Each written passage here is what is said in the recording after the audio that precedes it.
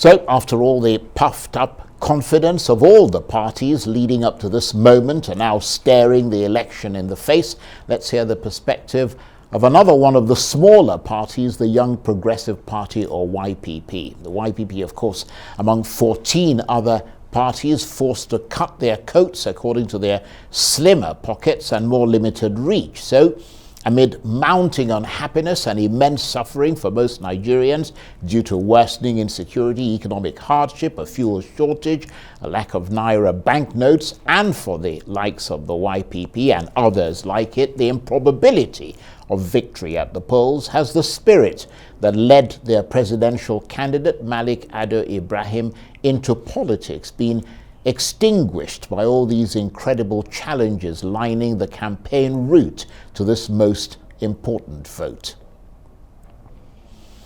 Well, for his perspective on the current state of affairs, I'm joined now in the studio by Prince Malik Ado-Ibrahim, presidential candidate of the Young Progressive Party. Lovely to see you again. Thank you, Charles.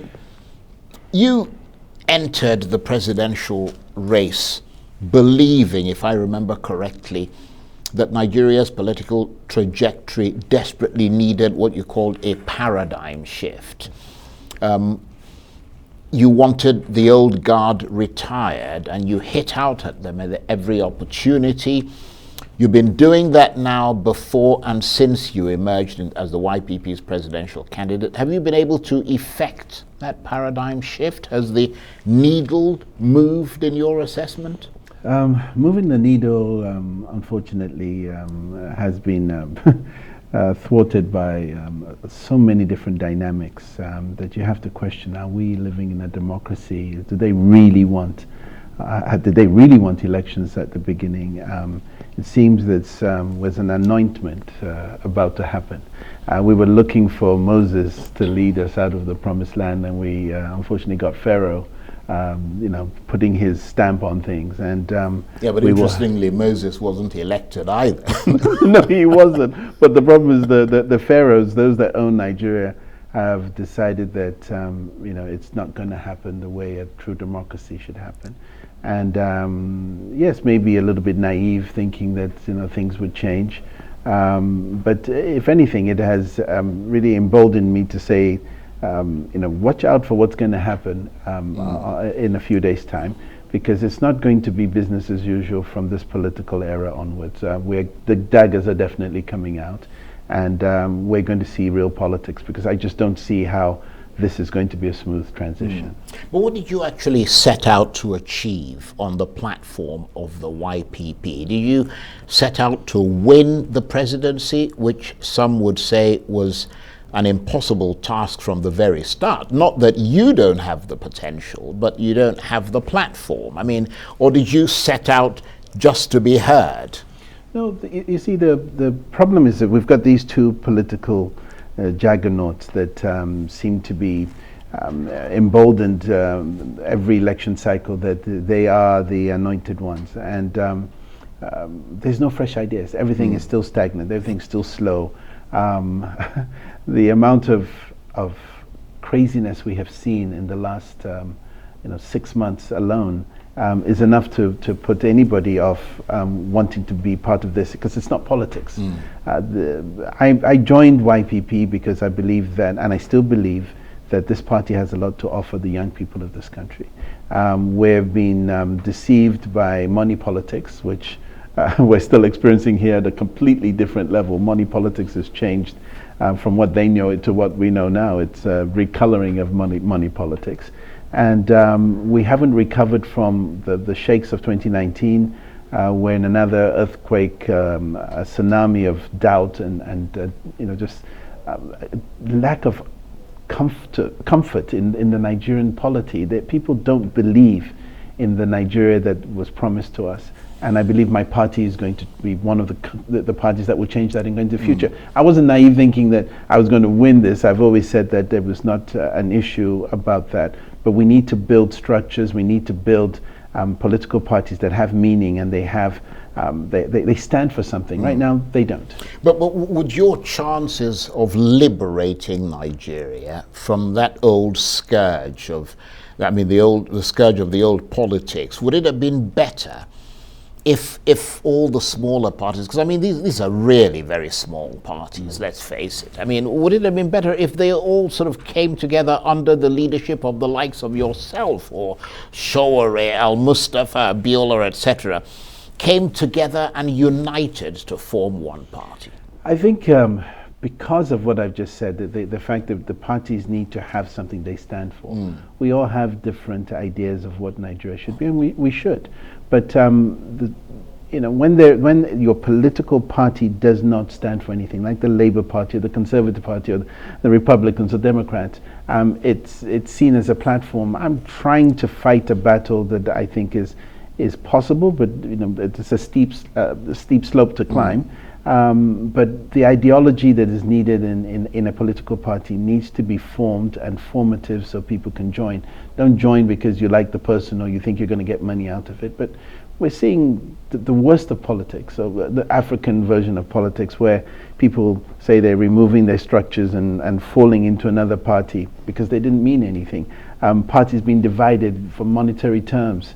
And I think this last issue of the Naira has really shown the deep divide and dysfunctionality of the Nigerian political I was coming to that next, because that's a topical issue, and I wonder how you think that might influence the election at the weekend, starting with that Naira redesign policy. What do you make of it all?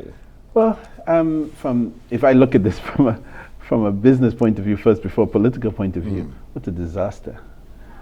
Ill-planned, badly executed.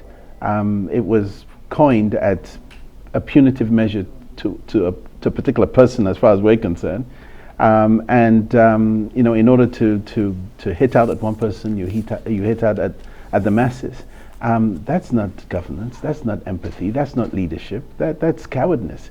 Because if you have intelligence and somebody's hoarding money, and you want to go after that person, you have the might and the power of the Federal Republic of Nigeria to go after that person. Show some guts. But those that are defenseless are now dealing with this issue. Yeah, but in the light of what you're saying, yes, and what you're implying, yes, in terms of the political impact of that policy, do you agree with those who say that it appears to have hurt the ruling APC party the most, given that it's led to real internecine trench warfare, where the APC that came up with the policy is attacking itself over the policy? The palace coup happened a long time ago. I think people thought that maybe the president was a dullard and realized that really he's a coup plotter in the true sense of the word. We showed it in '84, he's showing it now. I kind of appreciate it in a kind of a bizarre way, because I think that it's put the real ruffians, and it shows who they are. How can you disrespect the office of the Federal Republic, the President of the Federal Republic of Nigeria, within your own party, when the Constitution doesn't even allow you to have a separate thought on the federal issues like money, and in your own party you're having this fight? How can you sue your own party at the Supreme Court, when the Supreme Court really has nothing to do jurisdictionally on money policy? You're going to get nowhere fast, and the people have suffered. They should have kept this in-house. But the division helps maybe one other party. So you almost have to think, was there really a reason for this? And at this late hour, we're going to sit down and say, oh, well, you can have your money back, but you can't spend it. Look, the people have suffered. Enough is enough. Yeah, we've got to get past this. What about the possibility or the probability that it doesn't actually favor or punish any party, that it creates a level playing field? Because the impression that most Nigerians have is that whether it's the APC or the PDP or whoever, they all use money to try to influence the election. So when that money is not there, it's not going to favor the PDP, nor is it going to favor the APC. It's a level playing field, no doubt about it. If everybody is conscripted to the same policy, yes. But there are 200 million people in this country plus. Why must they suffer for this? I think there were some more drastic measures. They wouldn't even have been as drastic and punitive as we've seen. I just don't see who sat down and said, "Oh, this is a great idea. Let's go out and punish a few Has it Nigerians."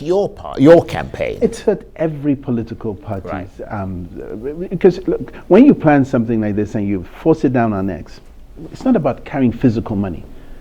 The banking system has shown its Achilles heel. The transferring of funds through the digital spheres don't work.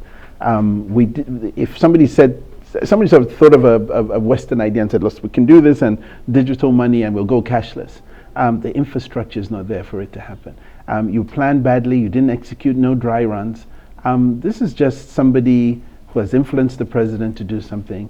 And I think in fairness, I'm not in his head, but I would think that yes, the level playing field was a good idea, but the execution was just punitive and horrible. Right. Well, let's move away from that.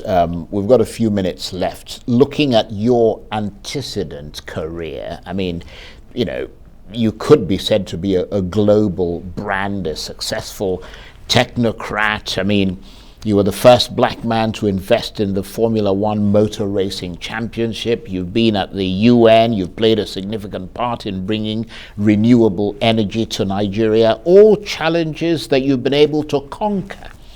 Would you say that this latest one, your ambition to lead Nigeria, your political ambition, has conquered you? No, because I've just paid school fees. That's the way I'm looking at this. I've learned the system from the system, and I'm not naive next time. I think I will bring a lot of people along in 2027 and in 2023, because I think what we need to really understand is that people have the power, and people are a little bit shy and we're not brave. We're not taking those brave steps. We believe that the power of the people is in that presidency, and the power of the people is in each voter. And I want to go on a crusade, but I certainly want young Nigerians, or the younger generation, the 18-year-olds that are going to be 4 years older by the next electoral cycle, will learn from what's about to happen, because this is a watershed moment. This is an educative moment in the Nigerian and in the African state of mind, because this is going to be a monumental failure no matter what happens. I just don't see any way out of this, but it's a learning episode. We should all pay attention what not to do. And I believe that political parties at this point in time, after this, need to definitely come together. I think the coming together is now, not pre this election, and try to form a third rail or a more significant party to play with that does not have the usual suspects. We don't need that. Some would say that you've already got that party. I mean, that there is a third force. And you could either suggest that that's the NNPP, or you could suggest that that's the Labour Party. But I was going to ask you this.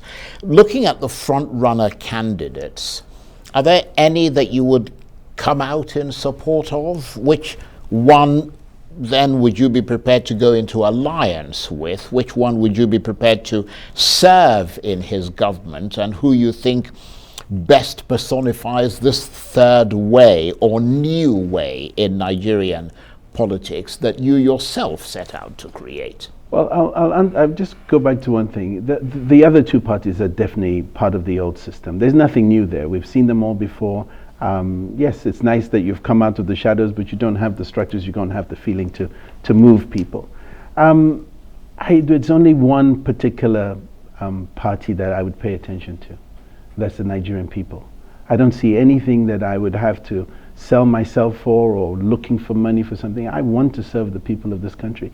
And that's why I'm sitting in YPP. I believe that I will sit here, I will develop. I don't know what the Almighty has in store for me, but joining and collapsing, all those things you're retreating.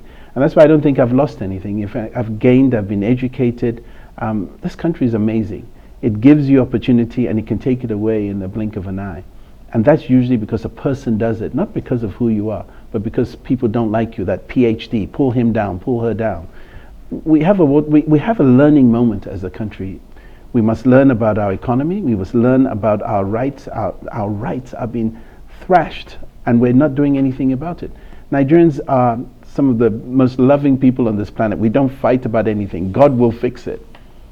But in order for God to fix it, we've got to help ourselves, right, and so He can help us. So I just pray that there's no violence. I pray that people will use their minds when they go out to vote. We have one country and we have protected at all costs. But more importantly, the young people should learn from this moment. We are seeing kind of dictatorial acts, egotistical acts, self-righteous acts. You're a governor, you're a president, you've got an 8-year term. Do your part and move on. You cannot dictate to the people forever.